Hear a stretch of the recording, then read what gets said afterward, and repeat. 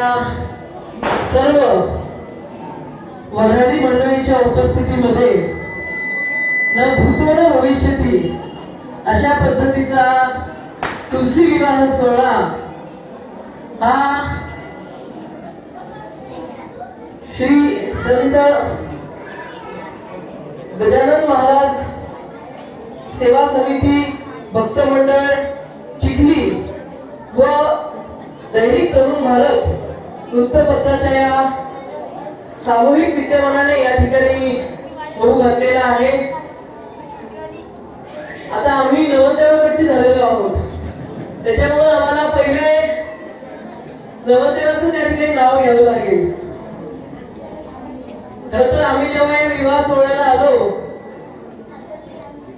तर जसं नवदेवाची एंट्री होते मंडपामध्ये वऱ्हाडी मंडळीची, तसं काही स्वागत आमचं झालं नाही, त्यामुळे आमची थोडी नाराजी होती।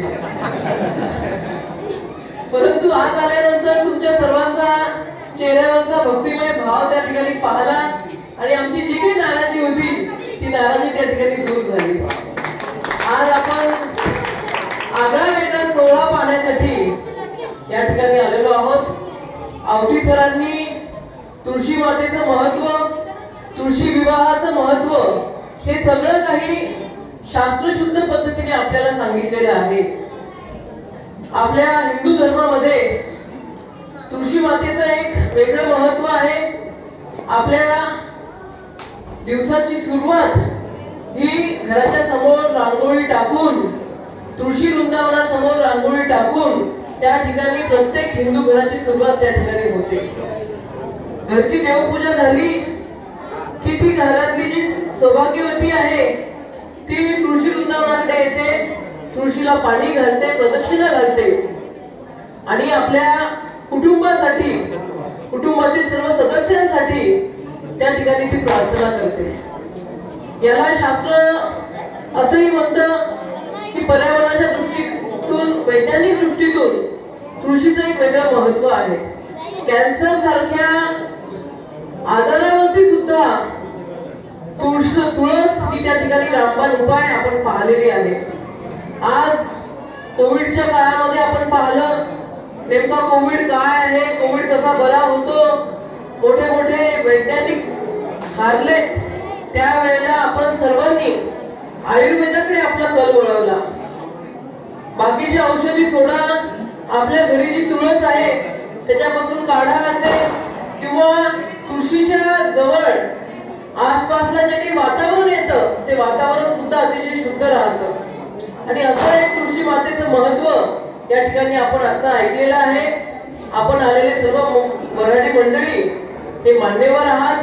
आपल्या सर्वांच्या उपस्थितीने या ठिकाणी तुळशी मातेचं वासुदेवाचे चिरंजीव श्री गोपाळ कृष्ण यांच्यासोबत त्या ठिकाणी लग्न विवाह होत आहे। सर्वप्रथम मी आयोजकांच्या वतीने सर्व वऱ्हाडी मंडळीचं मनापासून स्वागत करते।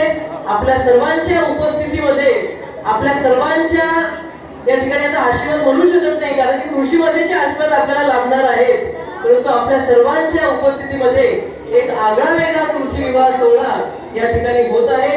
आयोजकांकडून विनंती सुद्धा आहे की तुळशी मातेचं लग्न झाल्यानंतर कोणीही या ठिकाणी जेवण केल्याशिवाय जाऊ नये, जेवणाचा प्रत्येकाने लाभ घ्यावा। मी पुनश्च आयोजकांचे मनापासून खूप खूप अभिनंदन करते। खरं तर आपली श्री संत गजानन महाराज समिती ही समिती नेहमीच चांगल्या पद्धतीचे उपक्रम राबवत आलेली आहे। याची सुरुवात जेव्हापासून झाली 2-3 वर्षापासून तर आजपर्यंत मी बघते दर गुरुवारला या ठिकाणी एक मोठा महाप्रसादाचा कार्यक्रम होतो आणि अतिशय भक्तिमय अशा वातावरणामध्ये पंचक्रोशीतील सर्वच नागरिक या ठिकाणी येऊन भक्तिभावाने श्री संत गजानन महाराजांची आरती करतात, पोथी घेतात। आपल्या सर्वांची एकजूट ही खरंच या ठिकाणी वाखाणण्याजोगी आहे। आपण सर्व एकत्रित झालात आणि आपल्या सर्वांच्या प्रयत्नातून एक भव्य दिव्य असं मंदिर या ठिकाणी उभारले गेलेलं आहे आणि अशा या मंदिराच्या माध्यमातून, या सभामंडपाच्या माध्यमातून एक आगळे वेगळे उपक्रम व्हायला सुरुवात त्या ठिकाणी झालेली आहे। मी मंदिर समितीला आणि तरुण भारत असं हे शताब्दी वर्ष आहे, तरुण भारत सुद्धा आपण बघतोय एक अग्रगण्य वर्तमानपत्र आहे। नेहमी समाजाच्या ज्या घटकांवरती अन्याय होतो अशा स्वरूपाच्या बातम्या त्या तरुण भारतामध्ये त्या ठिकाणी येतात आणि एक अतिशय चांगला विषय घेतलेला आहे।